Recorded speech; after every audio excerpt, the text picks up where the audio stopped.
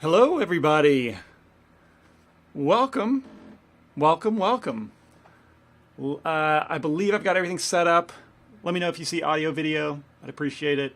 You guys always get me so excited when you say you like imagine music playing and like a crowd going wild, and then my heart gets racing, and then I hit live, and I realize I'm in a room by myself physically. So it's a weird sensation, but anyway.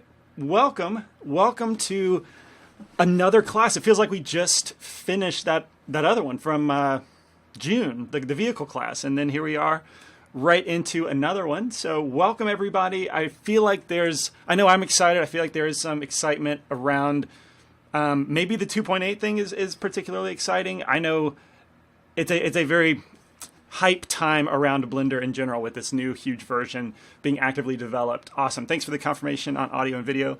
But yeah, it's a very exciting time to be a Blender fan. And I think maybe we have some people in here who are just getting into Blender or computer graphics. And this class is going to be a perfect place to get started for that. So to continue on, the format of this live stream, if it's your first time, is we're going to, I have like a presentation, sort of a lecture type introduction. I don't know how long it's going to take. This is one of maybe the longer presentations. I feel like there are a lot of things to answer and address ahead of time. But so yeah, we're going to talk about conceptual things with this presentation format. And then we're going to dive into Blender and open it up for the first time, talk about what's new and different from experienced users, opening 2.8 for the first time, and also just general interaction with the 3D program, how to go about that. So that being said, also if you have questions, this is the best place to.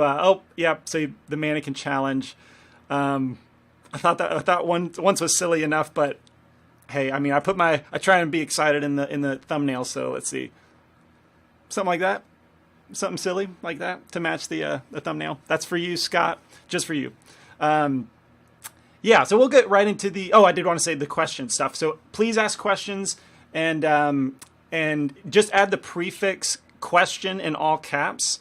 Or, I mean, if you want to be efficient, maybe just a Q, like a capital Q, colon, and then your question. That'll be easier for me to find in the chat, since it is just a simple linear chat for now. All right, so let's get into what are we here for, right? Like, why are we on this earth? Why do bad things happen to good people? These kind of questions are not why we're here in this class. Instead, we are here for beginners interested in Blender/computer graphics, often labeled CG. And that is the first level of why this class, BC1, exists. It's to be the starting point of people interested in Blender. And the next level is a little bit unique in that this is also using Blender 2.8 for the first time. So I've invited and made it a welcome place for experienced users to transition to Blender 2.8, to use this class as a first experience in 2.8. And we're all going to be learning that together. So that's the twofold purpose of the class. That's why we're here. Hopefully you're in the right place. And you're not actually looking for, reviews of physical blenders that chop stuff or anything like that. But assuming we're here all for that purpose, next I wanted to go over, assuming there are beginners in here, what exactly a CG Cookie class is all about. Because there have been questions in the community thread leading up to the class that maybe think I maybe needed to go over this again. But essentially, it's a combination of all our learning formats on the website. So if you've been familiar with CG Cookie at all for the past several years, you know that we have courses, which is a collection of videos that within a specific topic. You have tutorials, which are one-off videos about a more simple topic or subject. You have exercises, which is a challenge to actually do something with what you're learning, submit an image or a model or video, and then have it graded with a pass or fail. And then learning flows, which is a collection of concepts of computer graphics, and then take you from beginner to intermediate to advanced. And then we've got live events, which is what this is. So it's the live medium where we are interacting in real time through the chat, and I am actually live here. This isn't a recording, unless you're watching it on YouTube, and then it will be a recording. But live events, and then articles, which is our written word format where we cover ideas in a written form, and then community discussion. So these are which is a forum, like a typical forum thread. So these are all generally separate things on the site, and a class is meant to bring all of that together for a specific amount of time,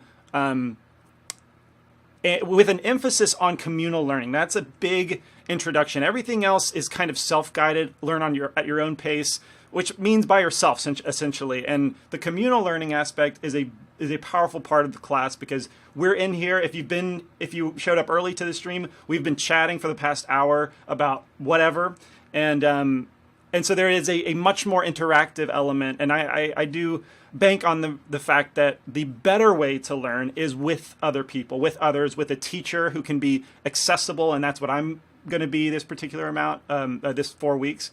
And so that's a big element to the class. Also, the motivation of deadlines. Since this is a specific amount of time, you have homework deadlines, and that's motivational, as proven in past classes, to be a big motivator for people to actually do work. When you're depending on yourself, if this is like a hobby interest, it's very easy to say, oh, I'll do that later, I'll do that this weekend, and then have no accountability. So the deadlines is meant to be a motivator. So that's kind of the general class. If you had any questions about it, hopefully that covered them. But let's see if I've missed, speaking of questions, let's see if I've missed anything. Is West ghosting in here? I don't know. He might be, but he's also a fairly busy guy. He usually will make himself known if he is in here. Let's see. That's a coincidence. I got my old kitchen blender broken today. Let's see. Question. When is 2.8 coming to Steam? Ooh, I don't know about that. I'm not sure if the Blender Foundation, that would make sense if they officially push Blender over to Steam, but I've never downloaded Blender through Steam personally. So if anyone else has that answer, I'd be curious myself. Any other question? Did you get your heart? Don't know what that means. All right, so let's go on to, let's see. Yeah, I do want to ask, what experience levels do we have in this class? If you could do me a favor, press 1 in the chat if you have been using Blender for 0 to 1 year. Press 2 if you've been using Blender for 1 to 2 years. Press 3 for more than 2 years. And then 4 is if you've been experienced with Blender, but you're mainly interested in transitioning to 2.8, and that's kind of why you're here. I'm curious to just get a pulse of what we have in here, what people are hoping to learn. So do me a favor and put that in the chat. I am quite curious. Okay, we got a 4. Awesome. Several 1s. That's great. Awesome. 3. No 2s. No one's been using it for 1 to 2 years. Interesting. 1 and 4. Awesome. 3 plus 4. Excellent. Thank you, guys. I appreciate this. Not constantly using it, though. Awesome. Now, this is really helpful to me. I'll be able to look back through this. And yeah, it seems like there's a fair amount of 1s, which I'm glad. I guess I was wondering if we would have mostly experienced people, which would be kind of awkward being like a beginner's curriculum. But it seems like we've got not only plenty of 1s, but also several 2s, 3s, and 4s. So a good mix in here, and that's great. I am really happy about that. We all have something to take away from this. Even myself, like Blender being so actively developed, I'm going to be learning new things as we go. And okay, so now that I know that we definitely have a fair amount of 1s, we're going to start at the very beginning. So we are going to talk about what Blender even is, what it's used for, and try and shed some light on some of the terminology that's basic to experienced people. But I know for me, getting into this stuff, like most of these terms, I didn't even know how to Google for. So I was very slow in getting into computer graphics. So we're going to start at the beginning. What is Blender? According to the blender.org website, this is their official definition. Blender is the free and open source 3D creation suite. It supports the entirety of the 3D pipeline, including modeling, rigging, animation, simulation rendering, compositing, motion tracking, even video editing, and game creation. That's a ton of things. And again, the terminology can be confusing. When I was getting into it, I would see the word modeling and think, so, beautiful people having photos taken of them, that doesn't make sense. Rigging, what are we talking, like an oil rig or big factory equipment? Like, what is this? Animation, that makes sense. I've watched plenty of Disney movies. Simulation, is this like The Matrix, or what are we doing? Rendering was a complete mystery to me.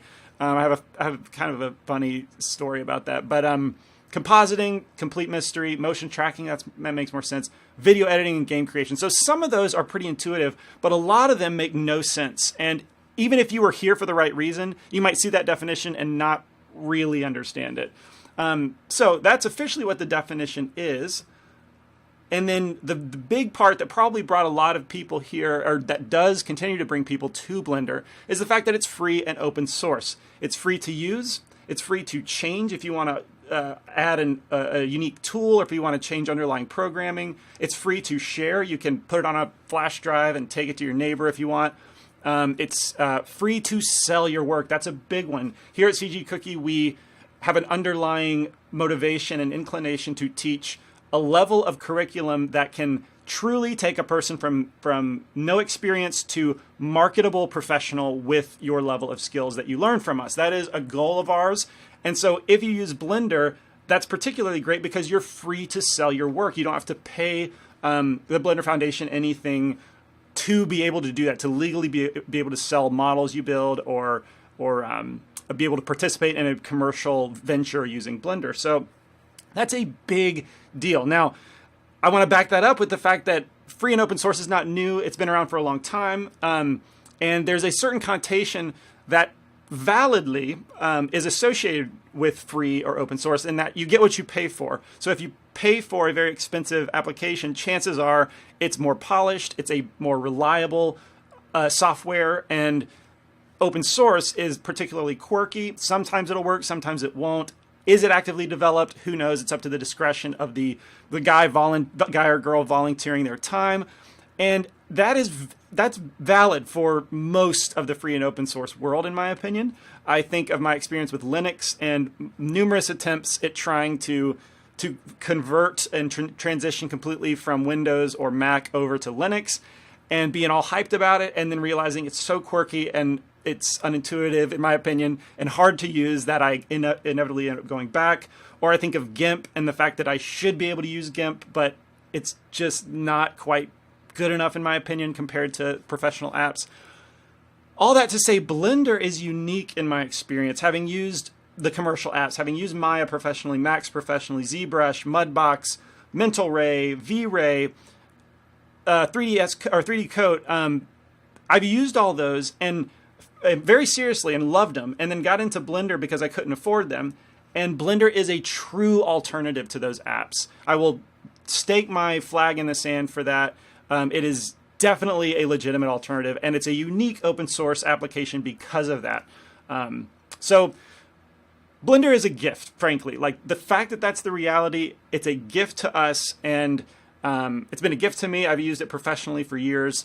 So if you find that you end up liking Blender and you end up using it, I want to encourage you to consider donating, because even though it's free to use, it's not free to build and create. Like, it didn't come out of nowhere. It's hard work of the community and the devs that need to be compensated for the work. And so consider donating. It's not required, but just consider it if you get into Blender. So wanted to pitch that there at the beginning. It's free to use, but don't take it for granted. So that's what Blender is. Let's talk about what Blender can do. Now we're going to get into some exciting things.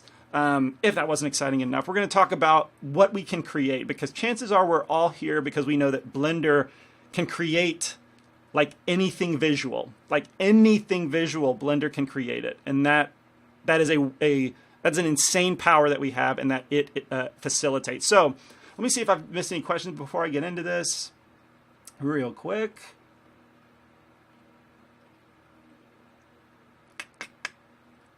Don't think so. Love that you guys are chatting it up. All right, so the first thing that Blender can do is visual effects, often abbreviated VFX. You'll see that a lot if you get into this stuff. And visual effects is the idea of using your computer to generate visuals that are realistic and convincing enough to fit into live action, like actual filmed material. So up at the top up top left we have Transformers. You can't go to Walmart or Home Depot and buy a 100-foot tall transforming autonomous robot. They just don't exist. Boston Dynamics is trying to do that in a way, but they're pretty far behind. And because of that, if someone wants to make, Michael Bay wants to make a movie about Transformers, he needs the artists, the digital artists that can create the visual effects, create that stuff in the computer, and make it look completely convincing and realistic in order to convince people going to the movie to suspend belief for that hour and a half, 2 hours, and immerse themselves in the story. Now, Transformers maybe isn't the good example for immersing into the story, but there are others. Benjamin Button and Gravity, I think, is a great one, where the visual effects are so believable, but that you don't notice them. Anyway, that's the power of visual effects. Also, like comets, I use that as an example because you can't predict where a comet's going to land enough to cinematically set up a camera and frame it properly to capture a comet, coming into the atmosphere in a cinematic way. That's just not possible. So you're going to create it digitally. And then finally, over on the right, we can see an example of an Avengers film that has the before shot, the actual raw film footage at the bottom, which it looks hilariously fake, not hilariously unlike what the final result is, in that we have this big green screen, which is only designed to be removed in the computer. We have Mark Ruffalo dressed up in this silly jumpsuit with a bunch of dots all over it, acting like the Hulk. He's completely removed, and then the dots are used to track the motion, apply it to the digital Hulk, so that we capture his performance. Same thing with Robert Downey Jr. down here in his Iron Man suit. And then the background, again, is completely removed, and New York is built digitally in the computer.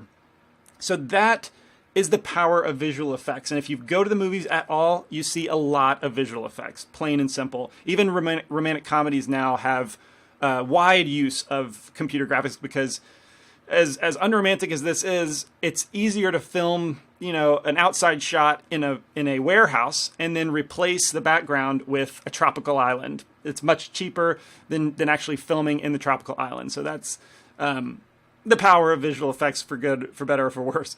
Now, you must be thinking, I'm sure some of you are thinking, wait, are you telling me that Transformers, Comets in Armageddon, for example, and the Avengers was created with Blender? No, I would guess no. I have no way of knowing for sure because I didn't work on these projects, but my guess is that no, they would use commercial software. Blender is growing in popularity and it's being recognized for its legitimacy and capability. We have plenty of examples, more every year, of top tier studios and artists at those studios using Blender. Sean Kennedy is a big one, who one of the first that I remember who worked at Rhythm and Hughes, working on huge productions and including Blender in his personal workflow there. So I know that it is used, but can Blender do this stuff can Blender do this stuff in the hands of the right artists? I have no doubt in my mind at all that it could, and it does. So up here in the top left, covering up Transformers, this is a Blender artwork from a talented artist. In my opinion, without a doubt, the same quality, the same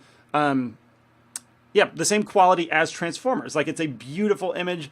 In the hands of the right artists, Blenders can do this stuff. Right here over the comet, this is from our very own Jonathan Limpel, a tutorial he did a while back before he joined CG Cookie, and it's a pretty realistic comet falling out of the sky, completely done with Blender. And then finally, from the open source movie Tears of Steel from the Blender Foundation, this is an example of a movie that was filmed on green screen, live action, composited with visual effects from Blender, completely done in Blender, motion tracking, 3D elements, rendering, compositing, all of it is done. So my argument is very, very certain that Blender can do all of the top tier quality in the hands of the right artists. And that I do not say lightly. And anyway, it's a powerful software. So if you're into VFX, Blender is the right way to go, especially if you want to try it out and not pay hundreds of dollars.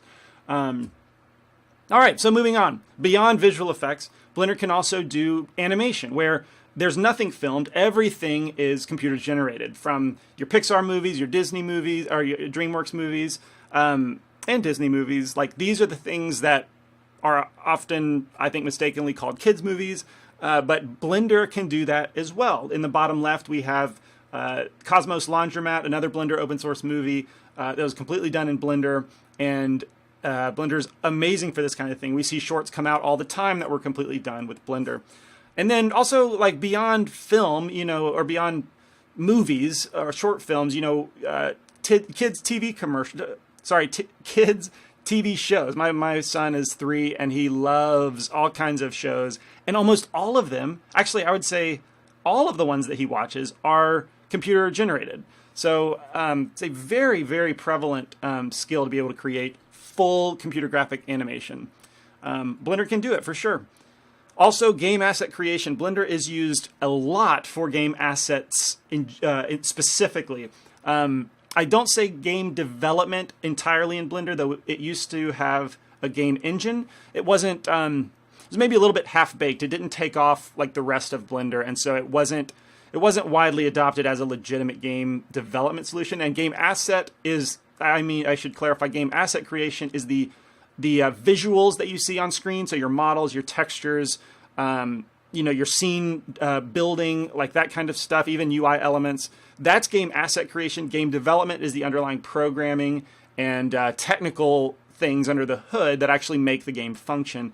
So Blender is great for the game asset creation, and it's used a lot. And in the bottom left and right, the left is an Eevee example from a tutorial, a CG Masters tutorial, I believe, about setting up an Eevee sci-fi scene. And Eevee is an exciting upcoming thing with 2.8 that takes Blender into a new level of game asset creation. And then on the right, this is actually a CG cookie game that we made for iOS called Eat Sheep. You can still find that on the store, on the App Store, I believe. I hope I'm not wrong about that. It's a pretty old game. We don't maintain it that well, but it was completely made with Blender and Unity. So all the game assets created with Blender and all the development done with Unity. So Blender is great for that kind of thing, and Blender does a lot more. It does, as I mentioned in the description, in the official description of what Blender is, the video editing. Like, it has a pretty legit video editor built into Blender, so you can render your sequences out and edit your short film. All of the short films from the Blender Foundation are edited with the video sequence editor is what it's called. So that, it's a little bit quirky, I'll admit, because, I edit a bunch of tutorials and I kind of prefer Premiere, but that's not to say that's not completely a legitimate solution. 2D animation, the grease pencil. Oh my goodness, the update recently, within the last couple weeks, of the grease pencil, the complete rewrite and full featured development of a grease pencil means we have a fully featured 2D animation pipeline right within Blender. So your hand-drawn stuff, think of Flash, that kind of format can be done in Blender now. It's insane that we have that ability. Absolutely insane. Shout out to the developers who recently made that possible. And also motion tracking. So I personally have never seen motion tracking or video editing, for that matter, in a 3D package, any of the professional ones that I've used. I don't know if they've introduced that recently, but usually that's a third-party app, like Synthize is the big one that I've used before, and where you track data to get to create a 3D scene from filmed footage. That's how you get digital assets over top of film. And Blender has one built in, and from all accounts I've read, it's a pretty good one. So that's crazy. 3D printing, now that's a wide new frontier of printing objects from computer models, and Blender can model those things. It's used commonly to build models of 3D print. Each one of these things should have its own learning flow on CG Cookie, and maybe it will. That would be the goal. But anyway, I just wanted to try and summarize the wide spectrum of creative ability that Blender facilitates. Literally anything visual that you want to create, Blender can do it, and that's what got me into Blender. I assume that's why you're here, and it's good to be reminded of why we're here and the excitement the exciting potential that Blender brings to us. So hopefully you're excited, you're ready to get into this stuff, and now I should address the elephant in the room. Blender 2.8, That's what we're teaching before release. It is an alpha state. Am I crazy? I saw some some comments on YouTube about people saying it's too early to teach this. What are you doing? And that's a fair argument. We are in the alpha stage of Blender 2.8, so things are bound to change. I just don't think that the core aspects are going to change that much. You know, viewport navigation, translation, rotation, transformation of objects. I just don't think that stuff's going to change.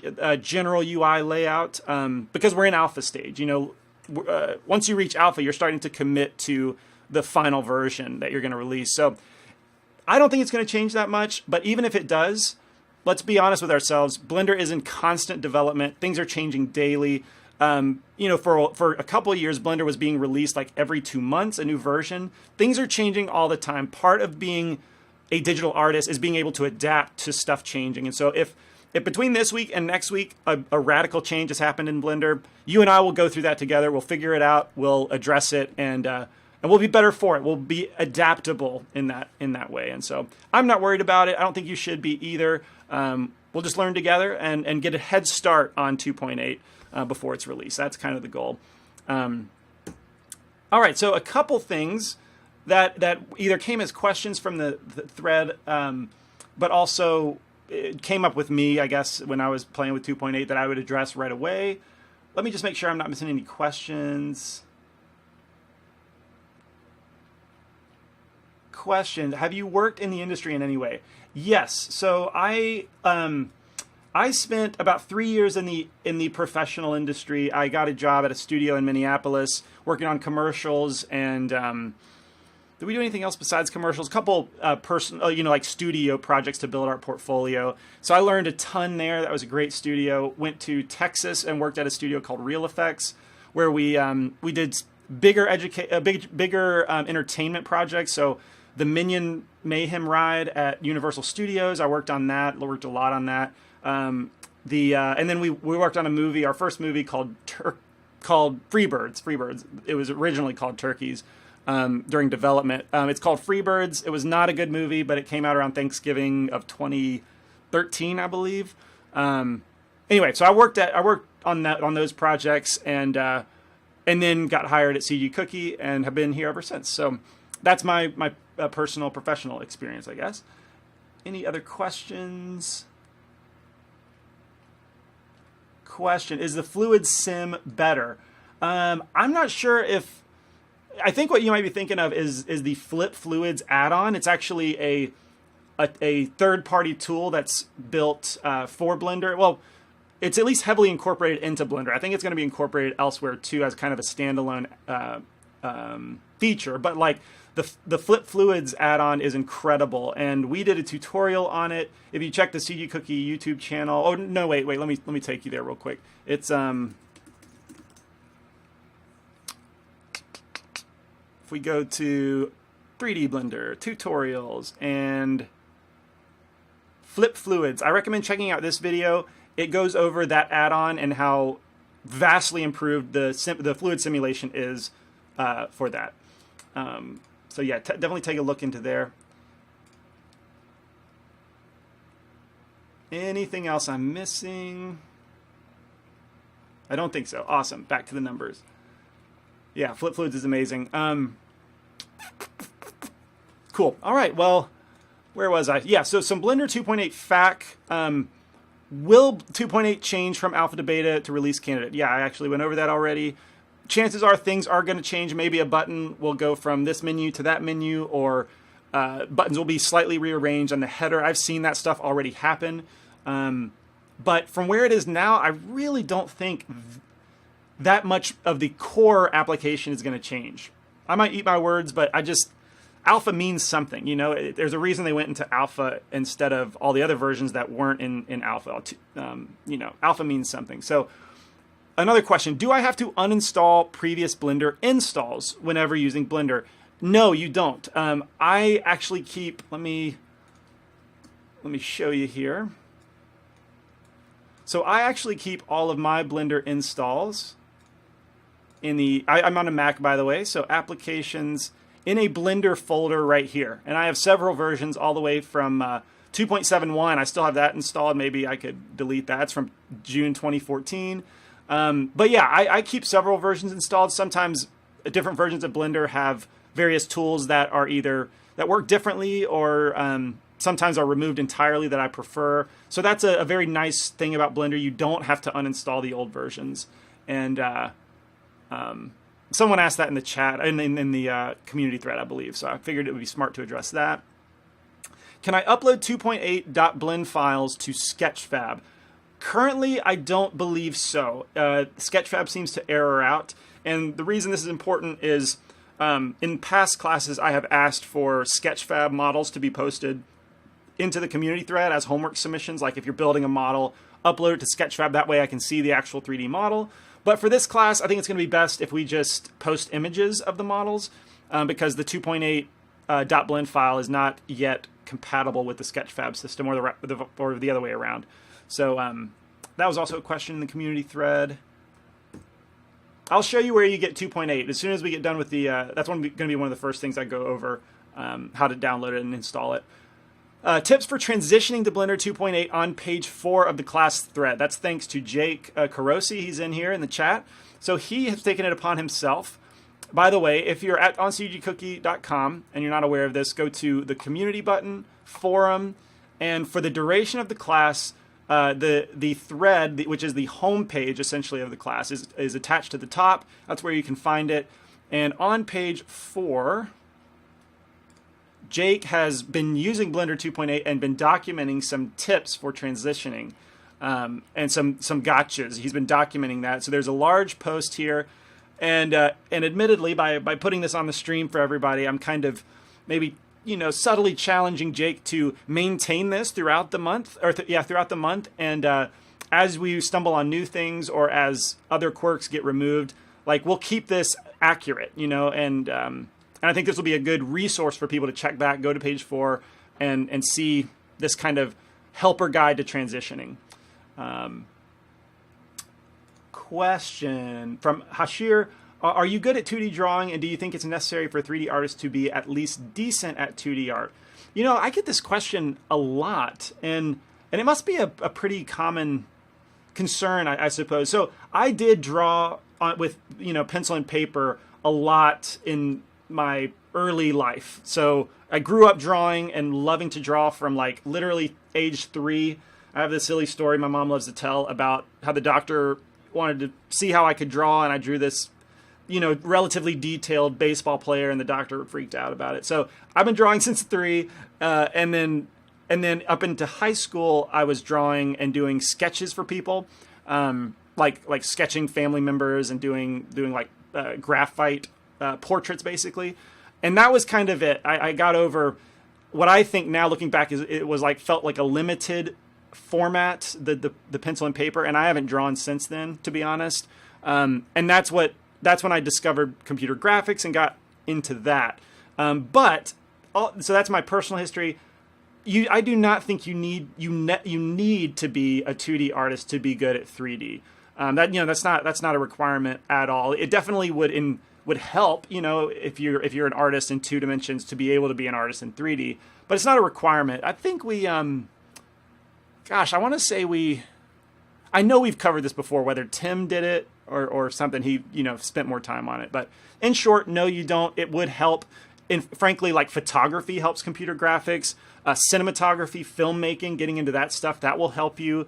The thing about computer graphics that I think is so cool is it's in a way like recreating reality, from recreating light simulation to particle hair, like with hundreds of thousands of follicles on a head, or fur for a dog. Like you're recreating so much of reality, reflections, what else? Like skeletal structures to make things move, shaders and materials. Like you're creating so much of reality that it actually, you realize that everything in life can inform how you do computer graphics. So it's a neat hobby that has an expansive scope. So I'm saying that in that if you're interested in any of those other things, it's going to inform your computer graphics in a positive way, your computer graphics skills in a positive way.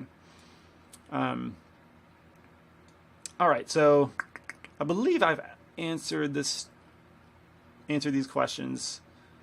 Yeah, I do have an IMDb page. It's, I mean, you know, nothing since joining CG Cookie has been IMDb worthy.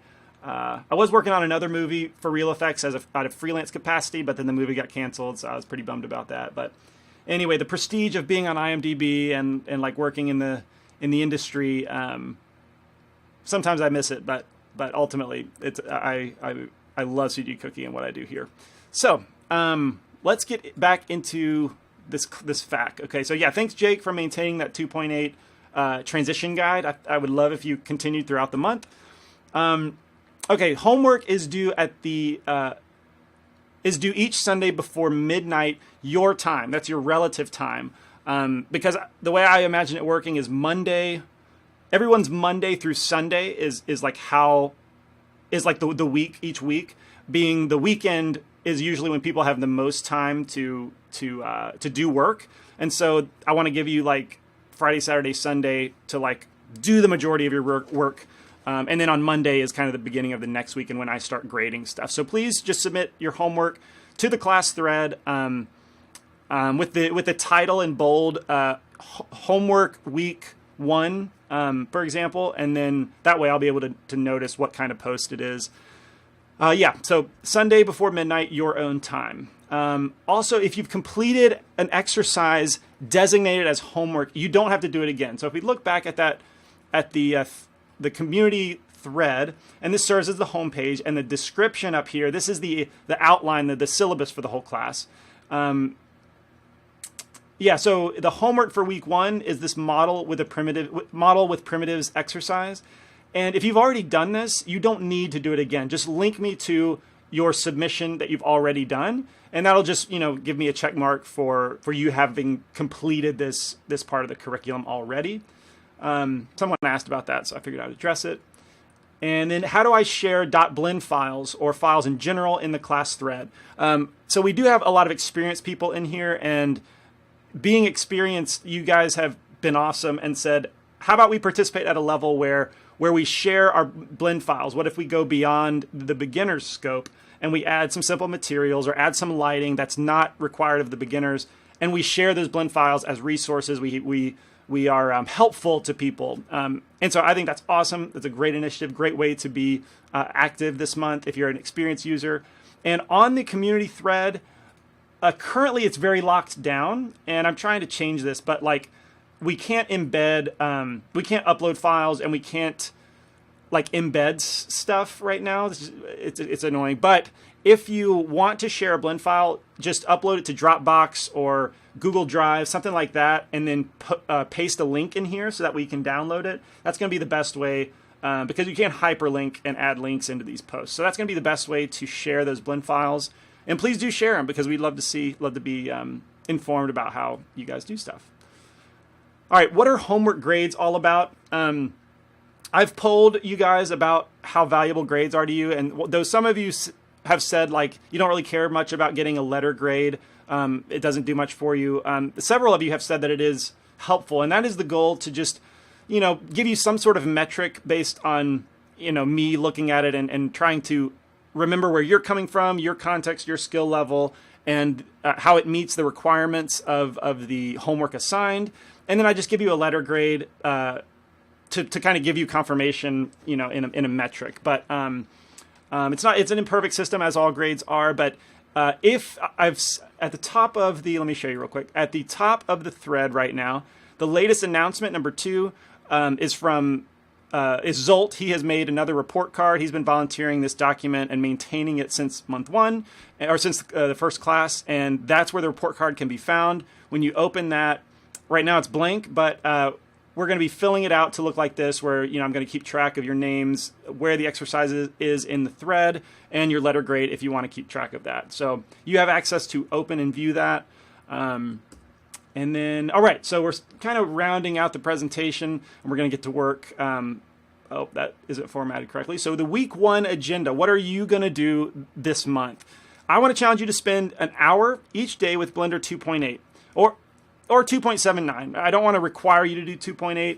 If you want to stick with 2.79 and you think like that's going to be more reliable for the next several months, that's fine. Go ahead and do 2.79. I don't want to force anybody to do Blender 2.8, but I want you to spend an hour a day in one of the versions of Blender, so that if you're a beginner, you're going to start getting familiar with hotkeys and with navigating, and it's just time is what's going to make it more familiar to you. It's pretty simple like that. When I've been getting into 2.8, when I got into 2.8, the first week was particularly frustrating because hotkeys, like core hotkeys, were different, and yeah, the first week was just frustrating. If you follow me on Twitter, I vented a little bit of that frustration, just because it was more different than I expected. But after that first week, it's been fairly smooth sailing since then. So I think a week of spending an hour each day will get you in a familiar place with Blender where it's less frustrating and more fun. Optionally, watch the new Blender Basics course that has just come out. It is with 2.79, but it's from Grant, and there are concepts that he teaches. Let's go find that real quick. Blender 3D and, okay, course, Learn the Blender Basics. Right here, this has a lot of good information from Grant. He's a great teacher, a unique teacher at CG Cookie, and he teaches these concepts that, though it's with 2.79, a lot of the concepts are true with 2.78. So yeah, just optionally, you're welcome to review that course if you need some video tutorials in between live streams, that kind of thing. So the homework assignment is to create a scene out of primitive shapes. And we're going to do that in the demonstration part of the live stream. Once I finish the presentation, I'm going to open up Blender 2.8 and we're going to have fun in there. And I'm going to talk about the primitives exercise. But that's all listed again in the class thread at the very top. In the description is the homework assignments.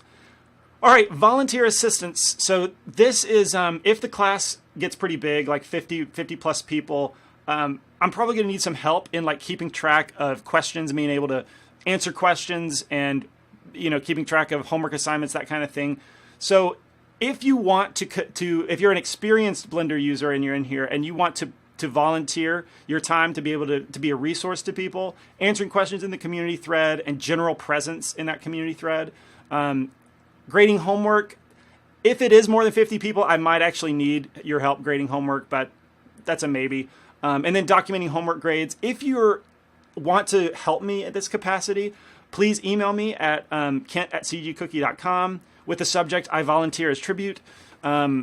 That would be helpful to me. And I know that some of you have already offered that to me in past weeks or at the end of the last class. But it'd be helpful if you could just send me another one so that I can keep them all together. And yeah, volunteer assistance, that's going to be a big help to me. So yeah, if you're interested, please email me. And I think this is fine. Yeah, this is the end. All right, ground rules. I do want this to be ultimately a very welcoming place for beginners. I think with any hobby, including Blender, sometimes it's hard to get into it because you feel like everyone else is so far ahead of you and maybe you're not going to get there or as fast as you want, or maybe not at all. And whereas if the community was just more welcoming and didn't look at you, it didn't look at beginners, didn't look down on beginners or kind of write them off. I've experienced that in other communities. That's a pain. That's a big loss. And so this community, even though I have these ground rules, this community has been incredible. If you watched the last class, I kept praising this community for just being an incredible resource to each other. I really don't think there's any worry for this to actually happen, but just wanted to put it out there. I want this to be a welcoming place. No question is too dumb or too beginnerish. Also, the don't flexing thing, we talked about that in the community thread. I think we've got that handled, what that means, but just basically in a word, if you're an experienced user, don't come in here looking to show off. I think that's going to be obvious to people, and that's not what this is about. So be a resource. If you're an experienced user, be a resource to people. Answer questions. Show people how to do things that they're unsure about. That's how you're going to be a huge help here. So stick around. Don't just bail because it's for beginners. Stick around and be a resource. That would be awesome. A question. Yeah, so I'm seeing the grades do become XP at the end of the class. So if we look back at the grades, over here, this is how I calculate. An A is 40 points, a B is 30 points, C 20, D 10, and F or incompletion is a 0. And then if you get an A+, that's an additional 5 points. A B+ is 35 instead of 30, that kind of thing. So yeah, people can walk away with a chunk of XP by the end of the class. So you are getting XP, for the grades. They are converted at the end. Whew, how long is that? A 45-minute, 45-minute presentation. I was afraid that was going to take a while. But if you have any questions, let me know about the format or the class in general, 2.8 as we go.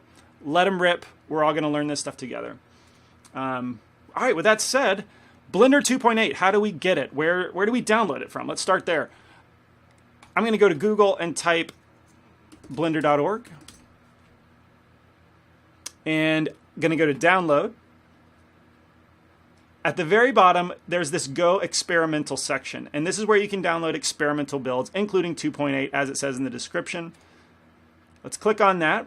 And this is where you can find Blender 2.8. Here's the tag of the variation.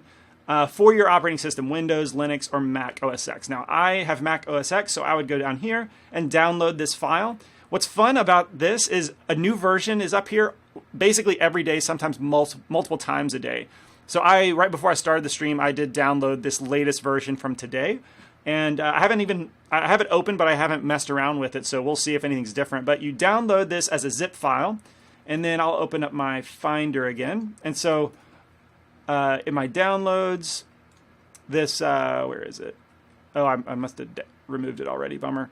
So it comes as a zip file, and imagine this dragonoid.zip is the file. You can drag it over to Blender, or in my case, I keep a Blender folder where I keep all of my installs. You can unzip it right here, and it'll come in a folder, and then you just find Blender within that folder, double click on it, and that's how you install it. It's very simple. It doesn't come with an installer. Which to me, an installer is like, I don't know where these files are necessarily going, but I guess it's fine. That's kind of how I think of installers. They're good and they're convenient, but like Blender is super convenient, super customizable. Also, it's like 109 megabytes for this massive program. That's insane. Like if you ever used Maya or 3ds Max, like gigabytes of either a download, or back in the day it was on CDs, multiple CDs. So it's kind of crazy Blender's so small. But that's where you download it, and that's how you install it. And then when you launch it, you're going to see this, 2.8. And it's drop dead gorgeous. Let's just take a moment and wow. I mean, can you believe this is an open source app? It looks so good. That is the first thing I noticed about 2.8, just how beautiful of a design refresh it's been. Let me see if I'm missing any questions. Okay. Add-ons from 2.79 to 2.8. How does one go about this? Currently, add-ons are, as a whole, disabled. Like, you cannot install add-ons currently for 2.8. I think it's because it's in such a developmentally intense period of time that they're just not bothering with all the stuff that add-ons could break, and they've just turned them off completely. With the exception of a couple, let's see, if we open up our preferences, add-ons. So yeah, upgrade, 2.8 upgrade required. You'll see that on all these add-ons. There's just a couple unique ones like dependency graph debug. So basically, don't think of add-ons as being compatible yet. That they will be eventually, and all our favorite add-ons will have to be updated to work with 2.8. So that's kind of a bummer. Your hard ops or even retopo flow, will have to be upgraded to work with 2.8, but that'll all happen in time. It's not a unique feature to Blender. GUI is so pretty. I agree. 2.4, I did think that was kind of an ugly program. 2.5 I thought was much, much improved. I never really thought it was ugly, but then I saw 2.8 and I'm like, oh my gosh, like this is beautiful. Let me see if I'm missing any other questions. Oh, yeah, there's a question I missed about XP. Okay, if we can't upload our files to Sketchfab, how do we send you the homework? So I've upgraded, just to go over this one more time, I have updated the homework assignment to be just post an image and link to your exercise page. Post an image. So I used to have Sketchfab in there, post image or post a Sketchfab embed. And I've removed the Sketchfab. So just the requirement for now is, for this class, is images only. So we can bypass the Sketchfab thing. Awesome. All right, back to Blender 2.8. So yeah, we let's see where to begin. I think the context that I'm gonna approach this primarily is going to be beginner, but also I'm not gonna be able to help to acknowledge like changes from how 2.79 worked. So that's kind of the context we're approaching this from. If you've used Blender before, you'll recognize that we have similar elements in here, like our camera, our light, and our cube. So there is familiarity, but you'll notice that the tool tab is very different. It's much prettier with big buttons and cool icons.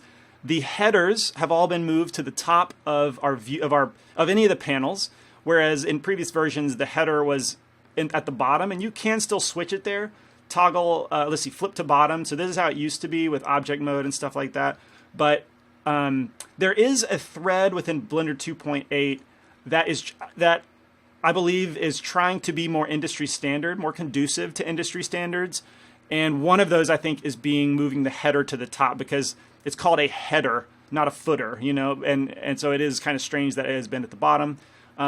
Same thing with the timeline, that's been changed, but I think it's for the better. And then we have a lot of different, these overlay things. These are very different, and they're, I think, a big improvement from what they used to be. But I'm not going to go over that stuff yet. I'm going to try and keep this more beginner, imagining that most of you have opened Blender for the first time.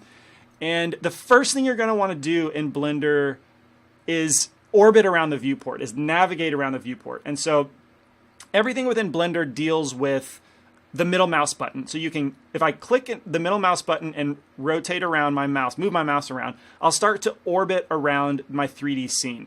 And if I hold Control and middle mouse click and drag, I am dollying my camera in and out. This is not zooming. This is dollying, actually moving the camera physically forward and backward. That's what Control plus middle mouse button is doing. And then Shift plus middle mouse button is panning. It's physically moving the camera in 3D space. So those three are going to be second nature to you. They have to be second nature to you in order to feel comfortable in navigating around 3D space. Don't stick your footer in your mouth.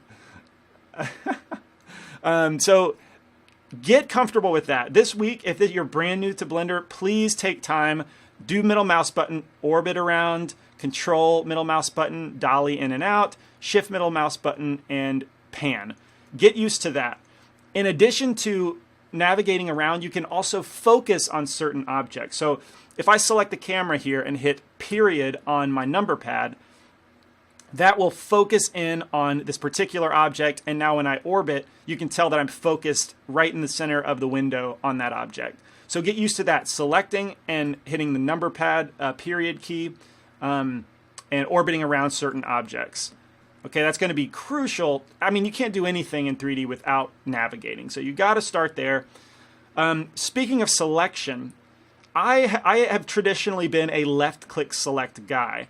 I think, interestingly, Blender 2.8 is still maintaining the right-click select default, which, you know, if the idea is to be more industry standard, I'm not sure why they haven't switched that, because right-click select, I've never seen a program in my life that uses right-click select. But that's how Blender is by default, and you can find that. Preferences are now in the edit menu, not in the file menu. So edit, user preferences, again, that's more industry standard. Preferences are often in the edit menu, not the file menu. So within that, if I go to interface, that's not where I want to go. Input, I have select with left enabled. Right is the default.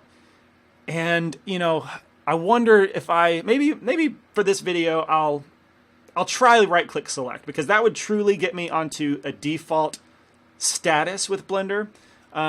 So maybe I'll try that. I think it's very strange to right-click select with stuff, but maybe it won't be that big of a deal. Yeah, local view, Jake, you mentioned local view is not here yet. It is coming back, but it's not here yet. Question, do you have rotation in turntable or trackball? That is another thing that I use turntable, not trackball. I can show you quickly what that is if anyone's wondering. If you go to user preferences, back to input, orbit style, you can do trackball. Some applications use this where it doesn't keep the 3D ground, well, the plane, the grid actually is what it's called. It doesn't keep that flat on the ground. You know, I can orbit around any direction. And I'm just more used to the turntable, which does leave the grid flat on the floor. So that's my preference. And that's where you can change it into input turntable. And then it brings up how to flatten back out the grid, how I just did that.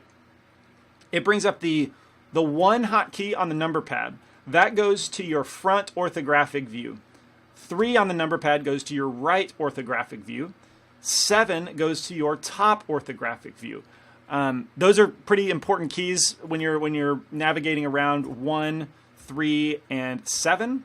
Those are your orthos, your standard orthos. Now, we used to be able to toggle quad view.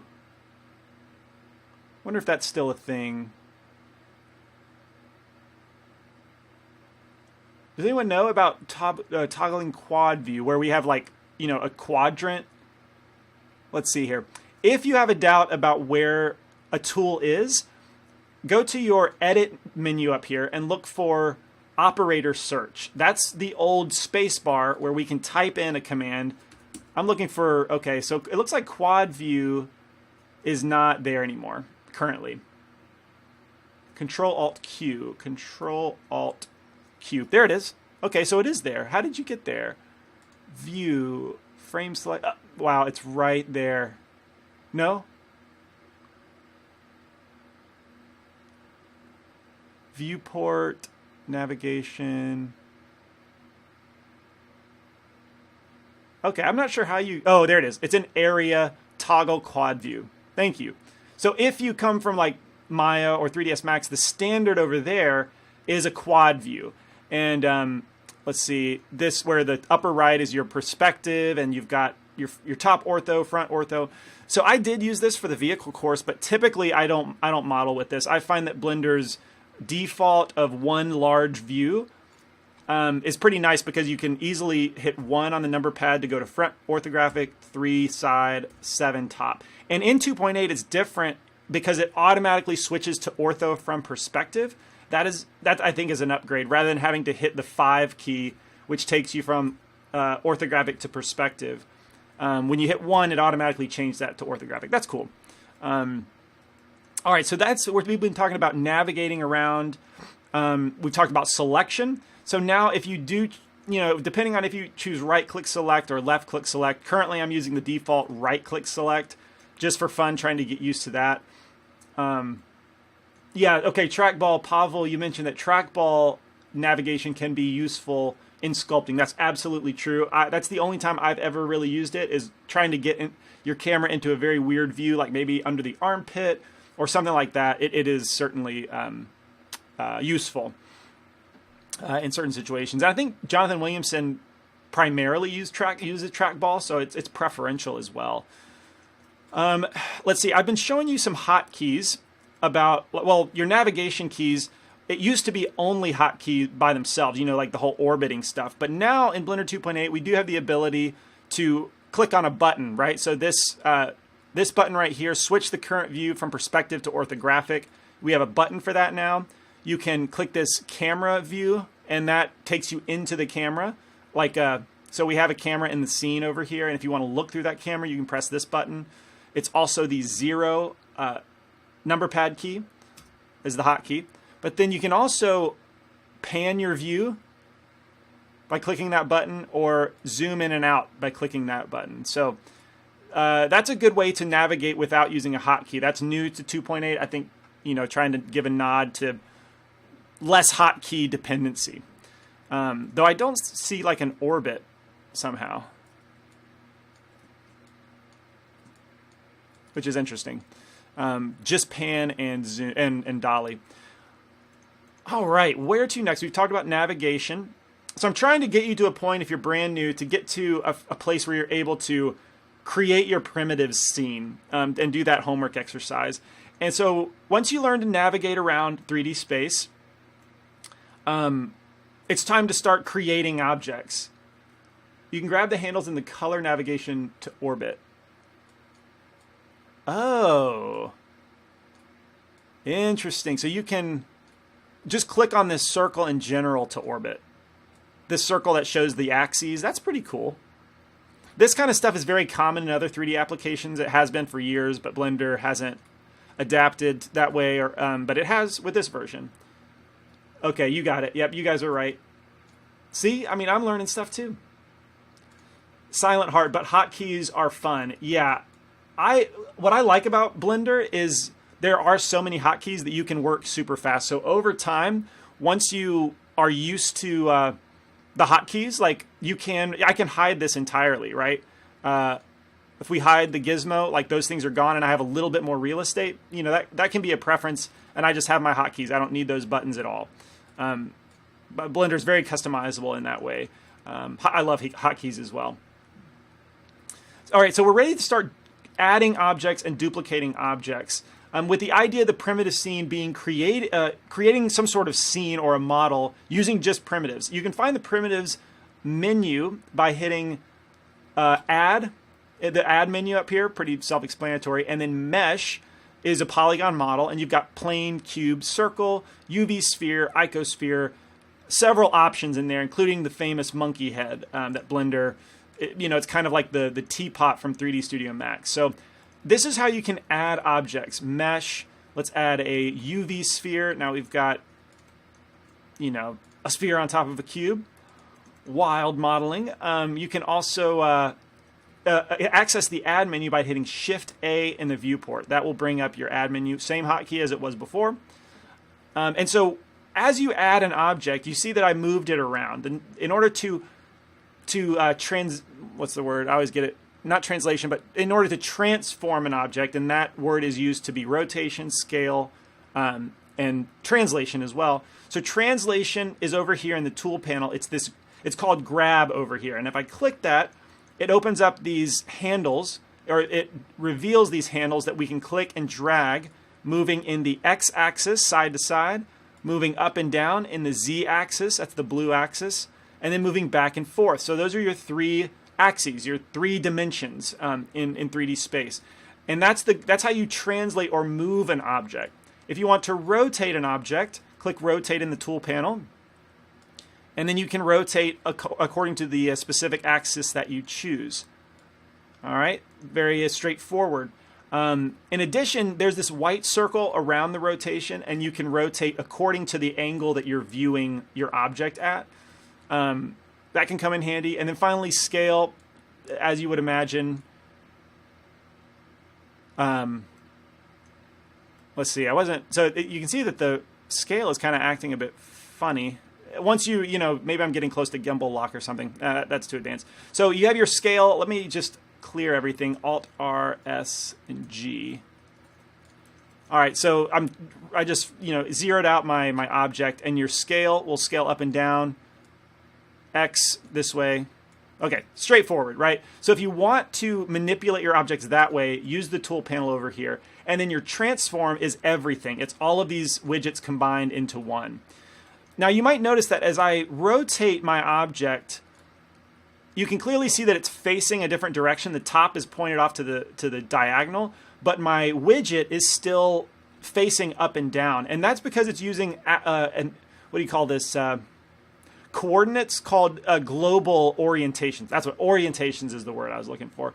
So by default, it's set to global. And so your transform, your axes will always face up and down regardless of how you rotate or scale.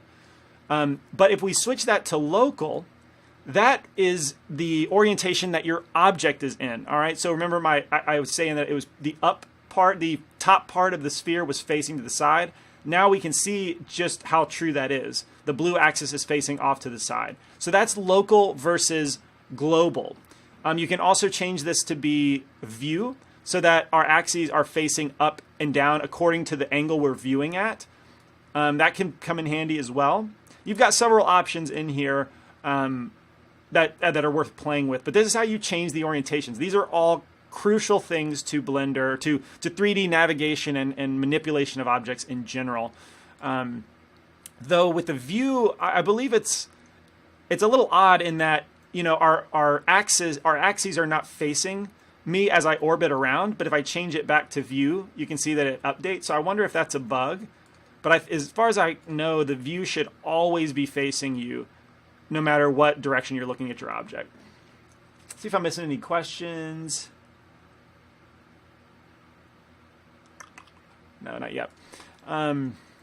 Okay, so that's orientations. Talked about how to scale and move objects. Now, if I want to return an object to its original state, in other words, like clear out or zero out transformations, I can hold Alt and hit R to clear out rotations, S to clear out scale. I'm holding Alt, by the way, and then Alt G to clear out translations. And so now we can see our sphere is at the center of the world, which is its original location. And you can see that if I hit the in panel, that will bring up, or you can just hit this plus button right here. That will bring up your view properties, same as it did in Blender 2.79. And this is where you can see the actual values of your transformation. So, if I move my sphere up, we can see that it's at a Z value of 2.7 meters. Moving to the left changes the X value. Y, that changes the Y value, as you can imagine. Also with rotations, that's where you access that information, and that is a core concept that you need to be familiar with. Let's see, what else? Okay, so orientations. This is also an opportunity to explain what this crazy cursor thing is. The center of the entire universe is a sphere. Hey, I guess that's probably true. Is there a way to enable the subsurf modifier in edit mode from Golden Kitty? So yeah, this is, we'll get to edit mode. I think eventually. What time is it? 3:06. Yeah, we'll definitely get to edit mode. If I go there, you should be able to hit Control. Oh no. No, I guess there's not. So in past versions of Blender, in edit mode, you could hit Control 1, 2, or 3. The numbers representing how many subsurf values you're adding. I guess now there isn't a hotkey to do that. In object view, Control 2 still does add 2 levels of subsurf, 3 does 3 levels of subsurf, 4. So it still works in object mode, but apparently not in edit mode. That's kind of a bummer. Anything else?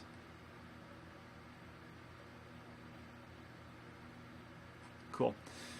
All right, so we've been talking about objects and how to create them, how to transform them. And that's pretty much all you need in order to start creating a scene. Like if I was going to create a snowman, I'm going to turn off this. I wish I could just turn off this manipulator. Oh, I can. So if I click on cursor or one of these other tools, the manipulator goes away. I think it's actually called the gizmo. And what I have not gone over is the hotkeys, I guess, for the transformation. So you can use the gizmo if you like. I know that Wayne Dixon uses it. He's a top professional. I tend to think of it being kind of a beginner training wheel sort of thing. But you can use these if you'd like. I prefer to just turn them off and use the hotkeys, which for translation, it's G, which makes sense, G for grab. So G, I can move it around, and then I can hit X. That will lock it to the X-axis. I can hit Z to log it to the Z-axis, Y. Very intuitive way of manipulating. And I like that I can do that without the gizmo, because gizmo just kind of gets in the way, in my opinion. So that is a nice feature that I've always loved about Blender. Same thing with rotation. Hit R, and then X to rotate around the X axis. Y. Should probably do this with a cube so it's a little more obvious. Rotate X. Rotate Z. That kind of stuff. So I love those hotkeys personally, and I would recommend them if you want to get fast. That's a faster way to manipulate stuff. Those hotkeys. Let me know if something I'm saying is not clear or not. What happened to the wireframe and Shift C? Good question. Shift C doesn't seem to be here anymore. Shift C used to kind of frame everything in the view. It's not, at least that's not the hotkey. Let's see. You can frame all. I don't know if that's the same thing, because Shift C also returned the cursor to the center. I wonder what that was. Yeah, I can't remember. Maybe that's gone.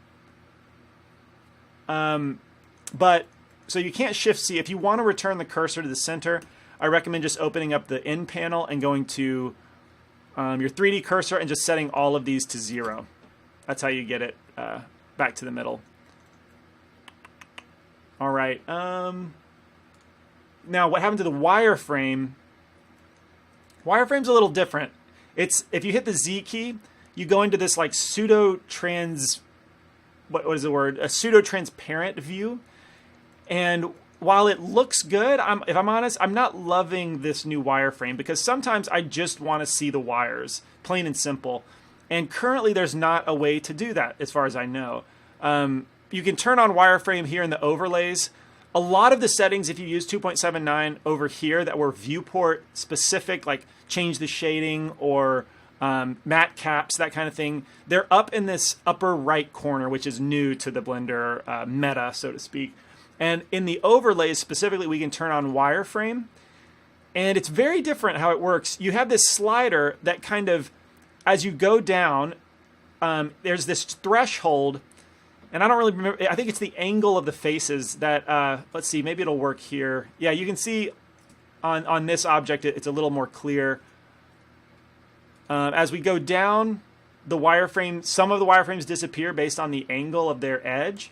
And then as we go all the way up to 1, it's full wireframe. So I'm very much on the fence about if I like this or not. You can see, like, I just don't know why I would ever really need this. Personally, it's hard to imagine how I would use it, but and you can't just go to full wireframe. If anyone knows how you can and I'm missing it, then let me know. Doesn't Shift S give you a cursor to center option? Shift S. Oh yeah, there it is. I always thought that Shift S cursor to center was like the center of your selection for some reason. Shift S cursor to center, but no, I guess cursor is how you zero out those values. So yeah, thanks for that tip. But anyway, the wireframe, that's how you deal with it now. I kind of would like to see a return to like a pure wireframe, at least to be an option, but we'll see. Oh, your quick favorites. You can add it to your quick favorites. I think I've seen that.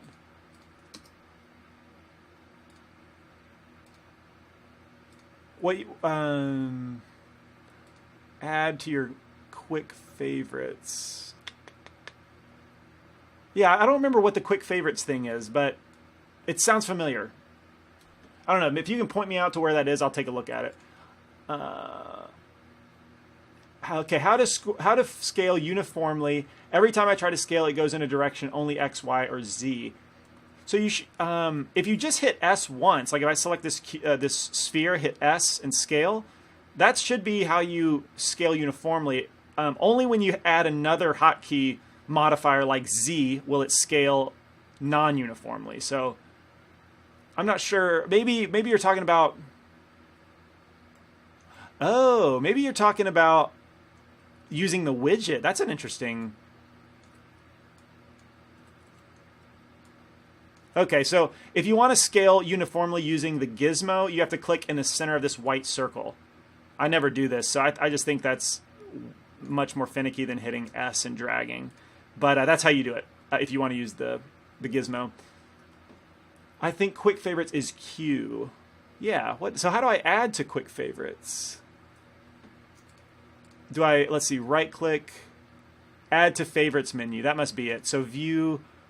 Oh, that's a good option. Okay, so yeah, I think if I want to, let's see, what was I talking about? Shift S. If I wanted to add cursor to center to my favorites, I'll right click on that, add to favorites menu, and then if I hit Q, yeah, okay, you can start adding certain tools that you use a lot to that menu right there. If I want to add a mesh monkey head, I'll right click, add to favorites menu, hit Q in the viewport, and that's how you can have those two options. Add a monkey or center the cursor. That's pretty cool. I've honestly never used that, but that's a neat little feature. You can add practically anything to the Q menu. That is great to know.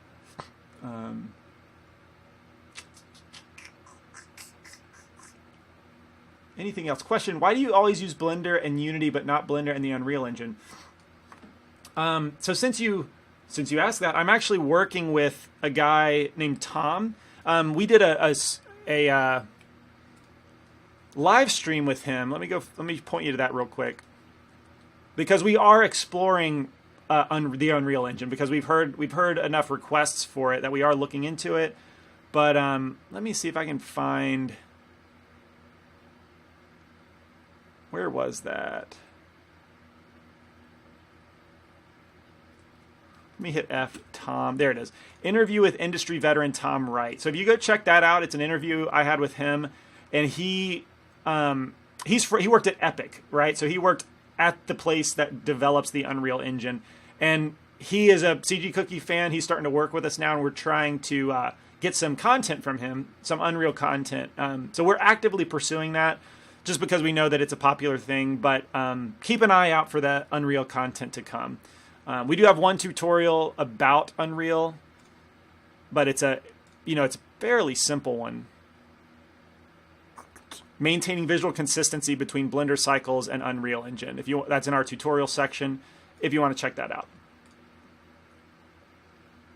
All right. Yes, okay, so we got some more excitement about Unreal. That's good to hear. We're working on it. Let's see. Scaling rotated object seems broken for now. Yeah, so you're seeing that too. Yeah, I'm not sure exactly what's going on. If I rotate and then hit SZ, something weird is going on with that. It's the global orientation specifically. So, maybe this is just an aspect of Blender Blender 2.8 being a work in progress that's causing that. But yeah, I don't know what to. That's just kind of quirky. CG Cookie and Unreal, my day is made. Wow, okay, that's awesome. How do you do proportional editing? Okay, we'll dive into edit mode for this. So if you select an object, tab into edit mode, switch to vertices, which this is very different. I really do miss Control Tab, which brings up a pie menu now, but I miss being able to select vertices really quickly from there. But currently, the hotkey is 1 for vertices, and these are the hotkeys above your letter keys. So 1 verts, 2 edges, 3 faces. Yeah, I don't love that one for some reason. I really miss Control Tab, but go to verts. I'm going to select a vertex. That right-click select is kind of throwing me. Proportional editing is up at the top, in between your pivots and your transformation orientations. So right here, we can go to connected, and then start moving proportionally, which is kind of like a soft select. It's like an elastic movement sort of thing, a fall off to your motion, or your transformation. So that's how you do it. It's pretty much the same spot it used to be. It's just flipped to the top instead of the bottom. Any other questions? Overlay wireframe slider not working. Wireframe toggle does. If you're looking at just the cube, I would guess that that's the issue. Try and add a smooth mesh like the UV sphere, because if I go to overlays wireframe, I think that's the problem, because all the way at 0, the wireframe still shows up. I think it's just whatever the 90-degree angle on the edges of the cube is the problem. So I would guess that it is probably working, just not on the cube. But yeah, that wireframe, I don't know what I think about it. All right, so we've been answering questions. Okay, yeah, so now we can kind of, if you've been following along and it's making sense and you practice throughout the week of moving and orienting objects, you can start to create stuff with these primitives. So if I have this object and I want to create a snowman, so to speak, I can duplicate this object instead of having to go to the Shift-A add menu. I can instead hit Shift-D to duplicate. That's using the hotkey. Or you can go to Object, Duplicate Objects. And then let me start over. As soon as you hit Object, Duplicate Objects, you've duplicated the object and you enter into a translational mode. And so you're moving your duplicate right away. And that's very intuitive, actually. And from here, I can duplicate it straight up to create the next segment of a snowman. And then you can scale it down, make it a little bit smaller, intersect them a bit, and then Shift D again, and make the head, right? So from here, basically with a cube, I can start adding Shift D, Y, or let's move it in Y. First, scale it way down. You can start to create a smiling snowman just by duplicating these spheres. What will make it a little bit easier, you can snap to the surface. So up here in the snapping options represented by the magnet, if we enable that and change the snapping element to be face, then you can G, when you move, it's going to snap to the surface of any object in the scene. All right, so we can duplicate, Shift D, Shift D, which it's actually behaving a little bit erratically. Let's look at my snapping settings again. I'm going to change. Let's enable project elements. I think that's what I want to do. Yeah. So what that essentially does is instead of when I duplicate and move, instead of snapping the object to my cursor, it leaves it offset. And that's just a little bit more intuitive, in my opinion. All right, so we've created, by snapping these spheres to the surface.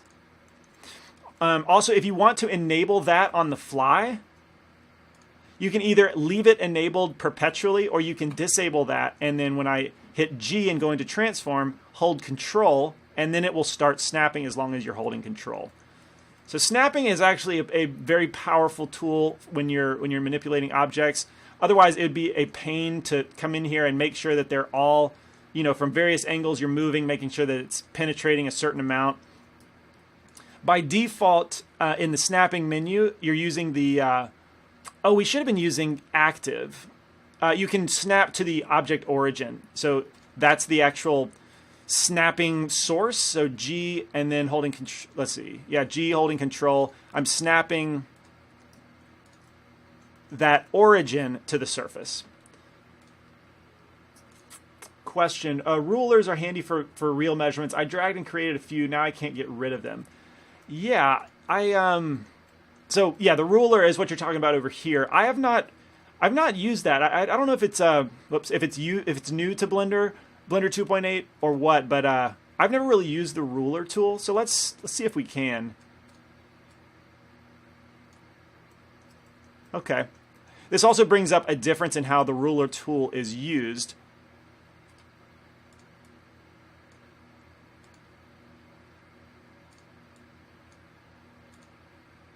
All right, I'm kind of learning this myself. So conceptually, for like 2.79 users, the tool panel works differently in that when you click the button, all it does is enable the tool rather than go into engaging the tool. Does that make sense? Previously, if we hit grab, for example, I would click grab, and then as soon as I start moving my mouse, it's grabbing and moving.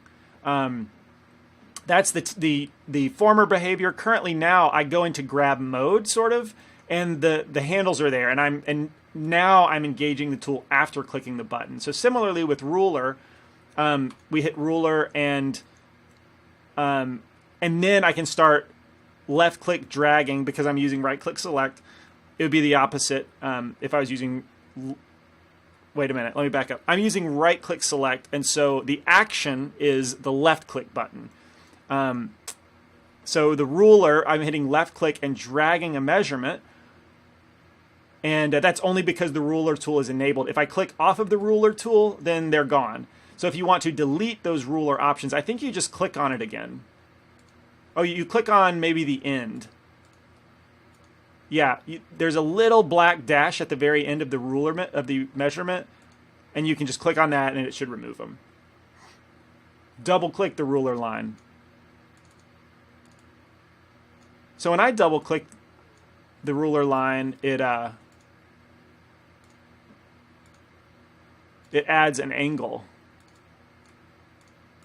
You can only add one. Oh, that's interesting. Wow, playing with the ruler tool. So if you want to create an angle, why would you do it that way? That's kind of interesting. I'm not sure. Huh, that's cool. But you can't create multiple angles. That's by clicking in the middle, double clicking in the middle of the line. Yeah, you must have clicked the end. For anyone curious, annotate is the original grease pencil function. That is a great tip. Thank you, Jake. So if you want to draw, like make a note inside the viewport, annotate is the new way to do that. So hello, or it kind of looks like an A. Hello.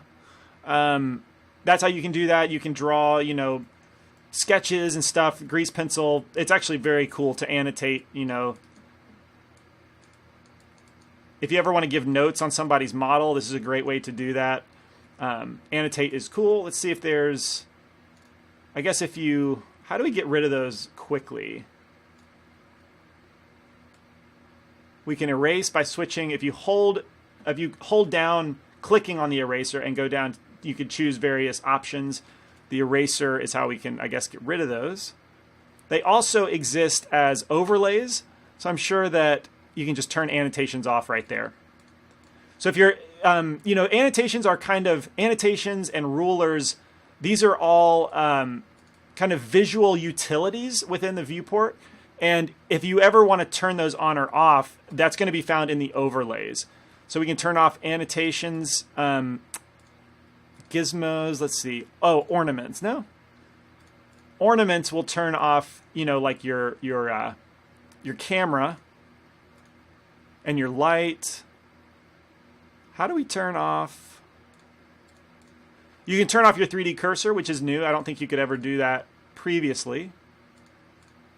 Yeah, so I guess the rulers are always there. You can't turn them off unless you switch out of the tool or delete them. Huh. Learning new stuff.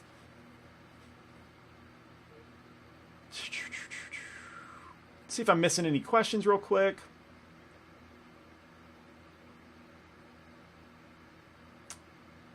Did I say press Z for wireframe? I'm sorry if I missed that. Z, like usual, is the wireframe button. How to simple Boolean primitives. How to simple Boolean. Is that, I'm not sure. I'm actually not sure. I've never, outside of like using an add-on like Sculpt Toolkit or something like that, or Bool Tool, you know, the third-party add-ons. That's how I've found simple Booleans to work. We're getting a little bit out of the scope for beginners, but like, let's try and Boolean. I don't know how to simple Boolean, but let's assume that we can still add a Boolean modifier.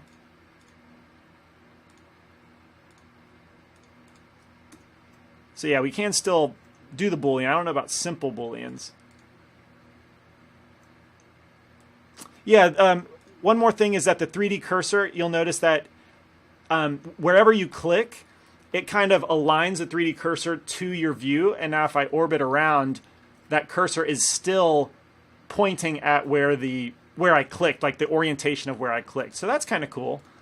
It is officially a 3D cursor and not a 2D cursor in 3D space.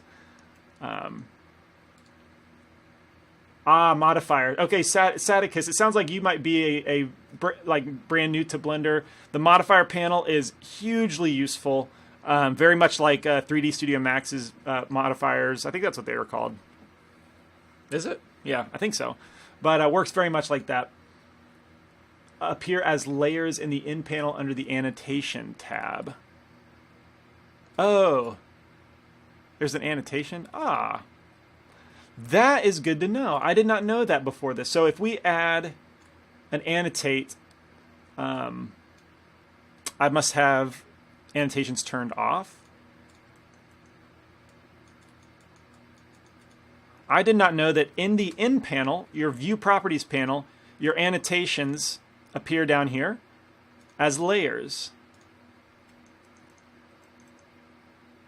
as well as rulers. Oh, this is just called ruler data, it looks like. What? For some reason you can't turn them off in here, though. It is data, but you can't turn them off.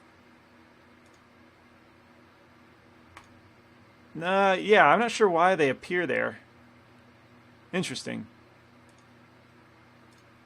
Interesting. It's kind of all right. I should probably get back on track as far as I mean, do you have any questions? Like, if you're brand new to Blender, do you have any questions about how to achieve the first exercise? Given that your kind of assignment for the week is to play around in the viewport, don't really worry about the parameters over here, the settings, or the timeline. Really, just focus on the 3D viewport. If you literally do want to just focus on the 3D viewport, the new hotkey to maximize that 3D view is Control Space. And I think that's the same as Maya, if I recall. So like now we are literally just doing the 3D view. And you should be able to accomplish the exercise just with the 3D view by itself. Oh, I should say that delete. If you want to delete an object, select it and then hit Control X. That's not right. Not Control X, just hit X. And that brings up the delete menu. Or you can go to Object and delete at the bottom.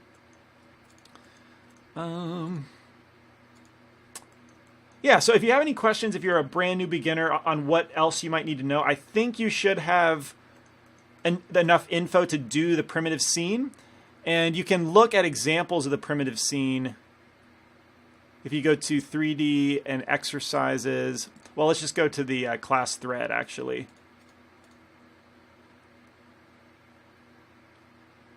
And the primitive exercise, you can see what other people are doing. Right, so we've got a cool rocket. We've got a lot of like rooms, because you can create a lot of shapes out of primitives if you scale them and rotate them. People can get really creative, like this swan. This is a fun thread to actually look for. Given the limitations, people can often go kind of crazy and create some really interesting things. Like this is a bunch of cubes creating like this tornado. Oh, that's exactly what it is. That's awesome. So yeah. Have fun with this exercise. It's really just adding objects, manipulating objects, and positioning objects. It's pretty simple stuff. Homework is for this Sunday. Yeah, so if you can please submit your homework. And the way that you do that, if you go to the community thread,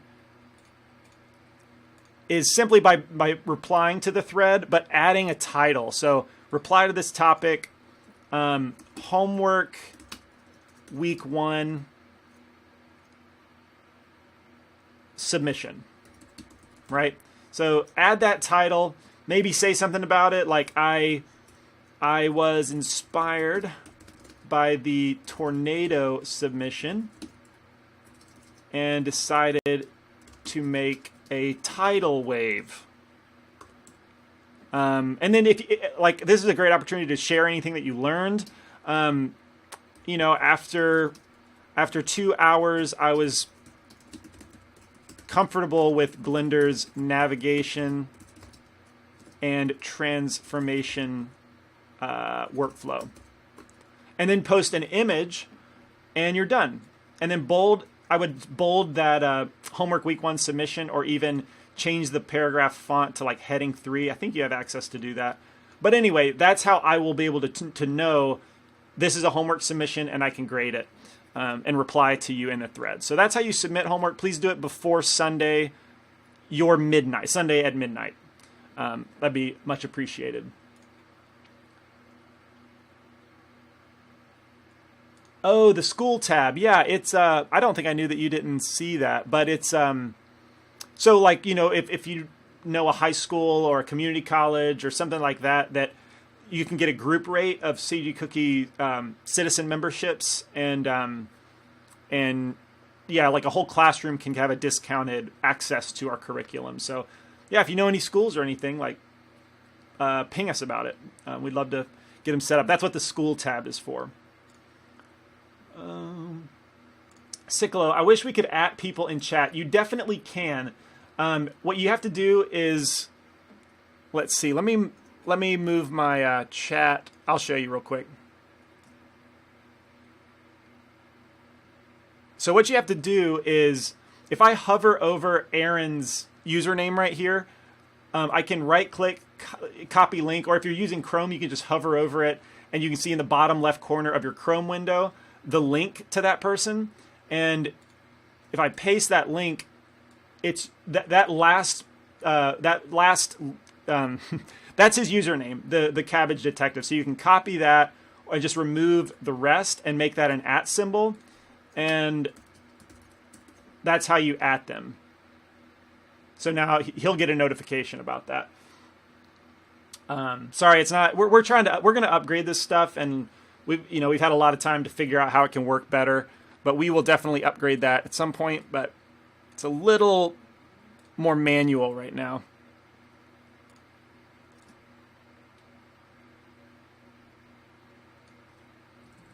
And good, we're set up.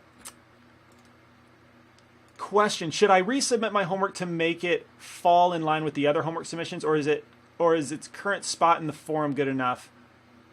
Wilco, are you the one that submitted, like a week before or a few days before we got started? That's okay. I'll go and find yours, but you shouldn't. Instead of resubmitting, maybe just link me to, or post in the thread. If you don't see me add a grade soon, or by the beginning of next week, then just remind me in the thread, like, hey, my submission's on page 6 or something, and I'll go take a look. Let's see.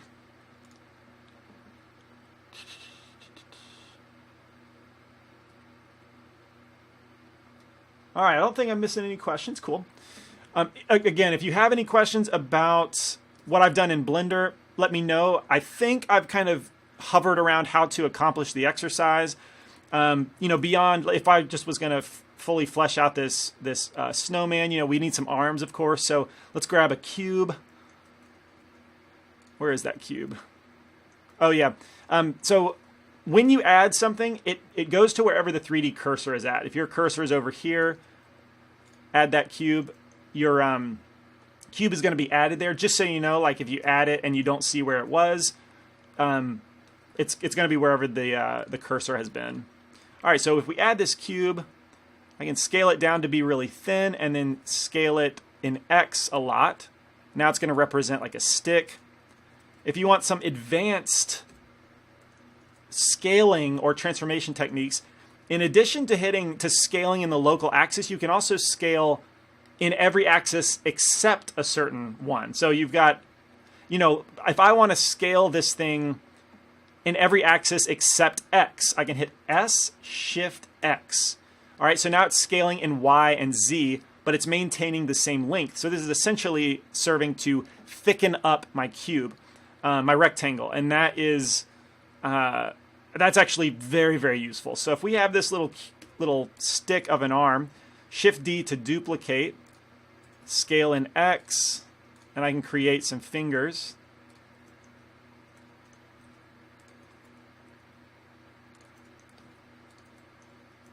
Shift D, R.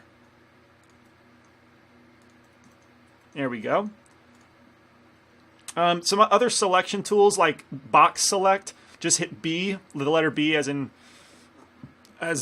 birthday, and then drag out a box. That will be your box selection. You can hit Shift D to duplicate multiple things. R and Y, rotate them all around. There we go. Got this silly snowman. And yeah, this would, if you did this, this is a passing submission for the homework. If you've never been in Blender, like this is totally fine for submitting something of this quality. If you're experienced and you want to do the exercise, participate in the exercise, but explore a little bit more, if you want to add simple materials, maybe create some lighting or something, that's fine too. Don't show off. Don't make anybody feel uncomfortable. Share some tips about stuff as you go.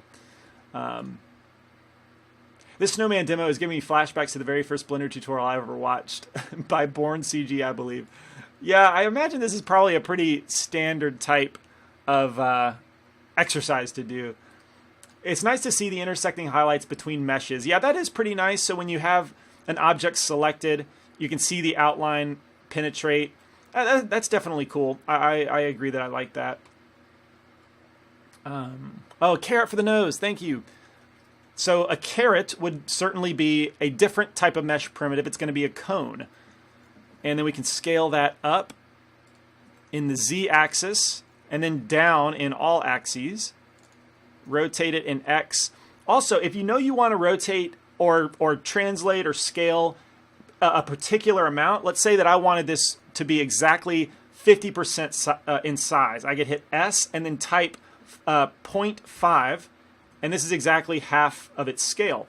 You can also hit R to rotate in X 90, and that'll rotate it 90 degrees. Now, if I want it the other direction, I can just hit the negative key, and that's how I've rotated it exactly 90 degrees to face forward. So that is a very handy way to go about that. Now, if you want to deselect everything, this has been one of my least favorite changes to Blender. Before, you could just hit A twice, so hit A to select everything and then A to deselect everything. Now you have to hit Alt-A to deselect everything. Don't love that hotkey, but that's what it is. All right, so we've got our carrot nose. We maybe need to add the buttons down the side, right? So I'll duplicate this cube, or this UV sphere, and maybe I'll scale it in Y to be a little bit, maybe scale in local Y, hitting Y twice. Oh, did I talk about that? I can't remember if I went over that. Whenever you use your hotkeys, like GX, you can hit X again to go into your local. Let me first rotate it a bit. So GX one time is going to be whatever orientations you have set here. That's going to be global. GX is global X. But then if I hit X again, it goes into local. And that is super helpful. X one more time goes back to just freeform movement. But just so you know, that's how you can, on the fly, scale in local as well. I'm going to scale local Y a little bit just to flatten out more of a button shape. And then I'm going to snap it. So these settings are good, but I'm going to hit G to go into transform and then hold snapping. But I don't want it to intersect the surface. So we can add enable a different setting right here, align rotation, so that the Z axis will follow the surface. You can see how the sphere is orienting itself properly. It does mean that I need to Alt-S to clear the scale and then scale down in the Z axis to get a little bit flat. Scale all together, and then now as I snap to the surface, it's snapping and orienting itself very well. So Shift D, hold Control to snap. Now we've got some buttons, and they're all facing the proper orientation. I'm already used to Alt-A, and it works great. Maybe that's the benefit of being a beginner, not used to. Very true. If you're getting into 2.8 for the first time, which are you, Miranda? Is this your first time using Blender? I'm curious about that. But yeah, that is a benefit. You don't have to relearn muscle memory. But I'm also curious. Do you, like, for me, the Alt-A hotkey has proven kind of difficult to like perform while not looking at the. It's like it requires a movement of my fingers. More so than it did previously. I don't know if that makes sense, but it's kind of more cumbersome to do, but maybe I'm just being picky. Oh, okay, 2 months. Awesome. What is the expected release date of 2.8? October 20th is on the schedule, and we'll see if they hit it. 2.8 was kind of a nightmare of always being delayed, but it looks like 2.8, they're pretty much on schedule, so maybe August or October 20th. Question: why is it called a UV sphere? Why is it called a UV sphere? If I hit Shift A mesh, let me think about this. I don't know. I really don't know why it's called a UV sphere. Maybe just, I mean, this is an icosphere, so it's just like a sphere made up of triangles. I think of the Epcot ball or whatever. Speaking of when you add an object or when you perform an operator, I'm sorry, you still have options for that operator immediately after you either add an object or perform an operation. So right here for the icosphere, I can change the subdivisions to make it a higher resolution, a smoother sphere. And then if I move it, this changes to the translate options, and I can further manipulate it that way. So that's an option, like, I forget what it's called, but like immediate tool options are going to be available right down here, and you can hide that if you don't need it.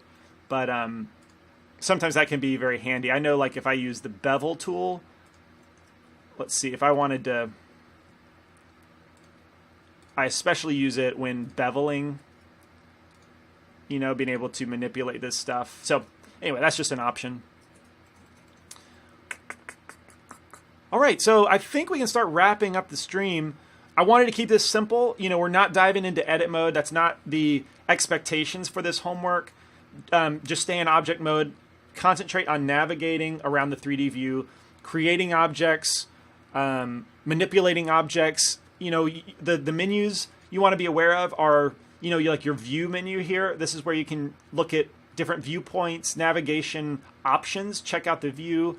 Selection options are right here. Pretty obvious. Adding objects. And then specific object operations are also here. So these 4 menus are kind of, if you're in doubt about this week, that's where you're going to look for stuff. Yeah, and I think that's kind of all that I had in mind to cover. If you have any last minute questions, let me know, and I'll try and answer them real quick, but wrap up in the next 5 minutes or so. So Kent, in the view align, view center, cursor, and view all, you can set the shortcut for the old function. Oh, in view align, align view, and oh, there it is, center, cursor, and view all. That's what you just said. That is the old functionality. So that's the old Shift C, and we can add align view, right click. I don't recommend beginners doing this, by the way, but you can right click on stuff and set a shortcut, and you can add whatever you want here. So that's a great ability to customize. I don't recommend doing that until you're more familiar with Blender, the defaults, and then you can kind of, because sometimes you can steal a hotkey from another tool, and then if you watch a tutorial and they say press Shift S, but you've made that another hotkey, you could be confused as to like why it's not working. But that is a very valid option for more experienced users to be able to get back that old functionality by adding a custom hotkey. The last thing about hotkeys on that note is that if we open the splash screen, Blender 2.8 does allow us to use the 2.7x hotkeys. So we can switch the interaction to 2.7x, and now we've got all our old hotkeys back. You hitting A twice does deselect selection. What are some others? Shift C is already there. That's what it does. So you can switch back and forth, and I don't know. I'm kind of curious because when they went from 2.4 to 2.5, I don't think they offered that option. I think that you just had to go into 2.5 and accept whatever hotkeys had been changed. If I'm wrong about that, correct me, but I think that they did not give that an option. So I'm kind of wondering if like the Blender community will be split, since they offer the ability to change your interaction. If we'll have a faction of the Blender community that just sticks with 2.7, and then you have another faction go with 2.8. I'm curious about that. But if you get frustrated, you have the option to go to 2.7x. But I'm kind of getting on board with the new Blender meta and going with the new default. That's what I'm trying to train myself to do. That would be my first recommendation. But if you're an experienced user, you've been using Blender a long time, you're a grown up, so to speak, and you can do what you want. Anything else? hit it with a hammer. Does it have anything to do with UV mapping? I'm sure it does. You're talking about the UV sphere again, or still. I mean, you can UV wrap anything. So I don't know why it specifically is called that. I think it's specifically how all these segments come to a point up at the top. I think that has to do with it being like characteristically UV sphere. But as far as unwrapping, you can go to sphere projection. Let's see what that looks like in the UV image editor. Yeah, I'm not sure if that. I'm kind of off in left field with that, but yeah, I guess it's just called a UV sphere. That's kind of my knowledge on the subject, the extent of it. So yeah, if you want to have fun with Blender, this is the last thing I'll say and close out, is the shading is super fun. So if you want if you want to customize like what you're looking at in the viewport, you know, you can change through various studio lighting here. I mean, just play around with everything. That's the best advice. Play around with it, have fun. The matte caps are absolutely beautiful. Yeah, play with these things. They're really high quality, super fun. On that note, though, you can see that by default, Blender's shading is faceted, so it's hard edged. If you don't want that to be the case, you can select everything, go to Object, Shade Smooth. All right, and now it's going to look like it doesn't have that faceting look anymore. But yeah, play around with the shading if you want to have an additional optional set of fun this week for new beginners. Play around with the matte caps and the studio lighting. Let's see what else. Well, there's EV, of course. Anyway, play around with these shading options. They're a lot of fun. I'll just tease that. It's one of the biggest new improvements coming to Blender, and the viewport can just look stunning at this point. So, yeah, that's pretty much it. Any last minute questions? Anyone know where EV is? Okay, I actually just did that. So, EV is technically in... I'll show you real quick. Control space to bring up...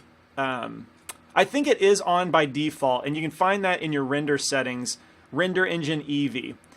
So I think it is by default, and if you go to your render mode, so this is like displayed, what's it called? Solid view right here, and then this is texture or material view. They call it look dev, and then this is actually EV, the right one, which is a rendered view. And you can change that to cycles, or you can change that to EV. That's how you access EV, and then it will start to respect if you add a light. Let's see here, a point light. It will start to respect that. So yeah, you can have a lot of fun with EV if you want. That's how you access it, and it'll start to respect all the materials that you build. Principal BSDF, basic color. So yeah, you can have fun that way if you want. That's how you access Eevee. Oh gosh, the orange is bad. The orange is maybe bad on a sphere if you're talking about this one. It might look bad on a sphere, but let's add Mesh Suzanne, or Mesh Monkey. Control 3. Let's maybe smooth it out. You know, it doesn't look bad on a monkey. It kind of looks like a... it reminds me of like a thread, like an anisotropic... if you ever seen a spool of thread, that's what it sort of reminds me of, with that long highlight. But anyway, for your experienced users, play around with Eevee and the lighting. It's so much fun. Oh my goodness, it's fun.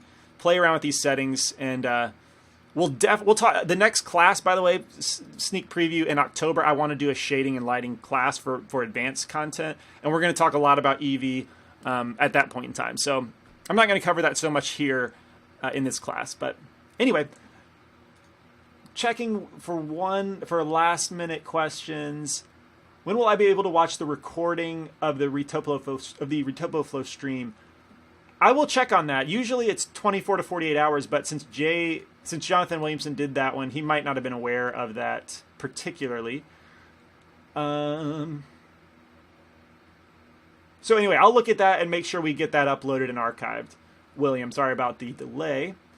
When I open Blender, the texture in the cube is black. It might be a problem with my PC, or should I wait for future version? So you have installed the default 2.8, and let's see.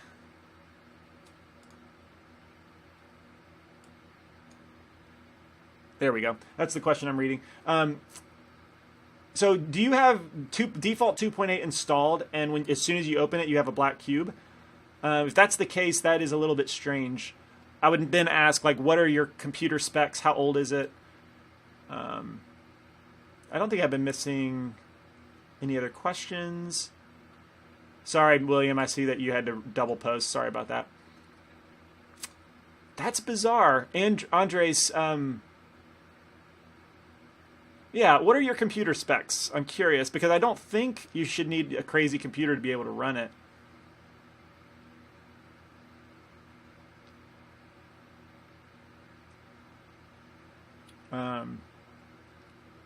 Andres, if you keep getting that error, let's cover that. Let's figure that out in the community thread, because yeah, we need to get to the bottom of that. If it's your computer, 16 gigs of RAM, that should be plenty. Check your off the top of my head, trying to troubleshoot this. Is your cycles compute? Nah, that wouldn't do anything, would it? If you're an OpenCL or none, I'm not sure about that. Let's try and figure that out in the community thread. I definitely want to get that solved, but I'm not sure off the top of my head. Don't think it's hardware related. What happens when you go to File, Load Factory Settings? Try that. See if that helps. I wonder if there's like a preset or somehow a preference that's kind of making that wonky for you. I'm not sure. Cool. All right, we'll figure it out in the community thread for sure. Thank you guys for being here. Very excited to get this class started. I will see you live again next week, but I will be present all week long in the community thread to answer questions, grade homework, that kind of thing. And yeah, and if you want to be a volunteer assistant, don't forget to email me. I'd be very appreciative of that. So thanks, everybody. Shout out to the Discord channel. Check that out. It's, I guess, technically like an unofficial CG Cookie channel as far as I know, but I need to peek in on it myself. So thank you for sharing that, Rev especially, and I think Phil. So thank you guys. I will see you later, and I'm going to end with this slick outro card. Let's see if I can do this well.